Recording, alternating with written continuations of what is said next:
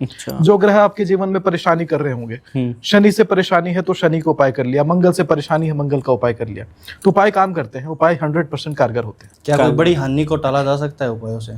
हाँ, बहुत बड़ी से बड़ी हानि। हमारे यहाँ पे महामृत्युंजय मंत्र का अनुष्ठान होता है, और महामृत्युंजय का अनुष्ठान तो तभी कराते हैं जब व्यक्ति मृत्यु तुल्य संकट में पड़ा हुआ है। कई बार आईसीयू में बैठे हुए लोग, आईसीयू में एकदम वेंटिलेटर पे चढ़े हुए लोग हमारे यहाँ पे आते हैं, उनके परिवारगण हमारे यहाँ पे आते हैं, व्यक्ति आईसीयू में लेटे रहते हैं, हमारे यहाँ पे महामृत्युंजय का जाप होता है, व्यक्ति बहुत जल्दी ठीक हो जाता है, डॉक्टर जवाब दे देता है फिर भी बहुत जल्दी ठीक हो जाता है। तो ये तो मैंने देखा है चमत्कार उपायों का।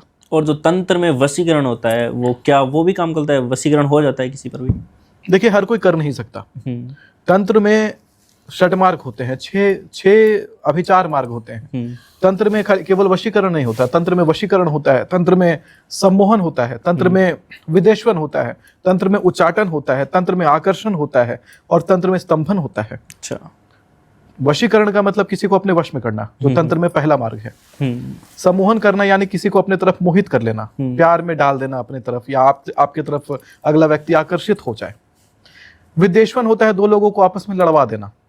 उच्चाटन होता है कि कोई व्यक्ति कहीं रहता है वहां से उसको हटवा देना, कोई किसी पद पे बैठा हुआ उस पद को उसको छोड़वा देना, यानी कोई कहीं पे नया नया बॉस बना, नई नौकरी लग गई, वो उस नौकरी का अधिकृत नहीं, अगले ने उसको छुड़वा दिया। स्तंभन होता है अगर कोई खास व्यक्ति आपके पास आना चाह रहा है, आप नहीं चाहते कि वो मेरे पास आए, कोई दुश्मन है आना चाहता है, आप नहीं चाहते कि दुश्मन मेरे पास चल के आए, आपने स्तंभन करवा दिया उसको। हर रोज जब आपके पास आने का सोचेगा तब हर रोज उसको कोई ऐसा काम पड़ जाएगा कि कोई आ ही नहीं पाएगा, चाहे गाड़ी पंचर हो जाएगी, कोई बुला लेगा, कहीं से कॉल आ जाएगा, इंपॉर्टेंट मीटिंग आ जाएगी, लेकिन आप तक वो आ नहीं पाएगा। इसी प्रकार से सारे अभिचार मार्ग तंत्र के काम करते हैं, सारे काम करते हैं ये, क्योंकि प्राचीनतम विज्ञान है। अगर हमने ये कहा कि धर्म का इस पार्ट को मानेंगे, देवी देवता के पूजन को मानेंगे और तंत्र के षट मार्गों को नहीं मानेंगे, तो धर्म का अपमान हुआ। धर्म संपूर्ण है, ये सब चीजें धर्म के अंदर आती है। आज के युग में कोई कर सकता है वशीकरण? हमने काफी सारे तांत्रिक देखे हैं, हम पॉडकास्ट भी करते हैं, दावा करते हैं कि मैं वशीकरण कर दूंगा। आज के टाइम में पॉसिबल है ये चीज? पहली बात तो जो दावा करते हैं वो कर ही नहीं सकते। अच्छा।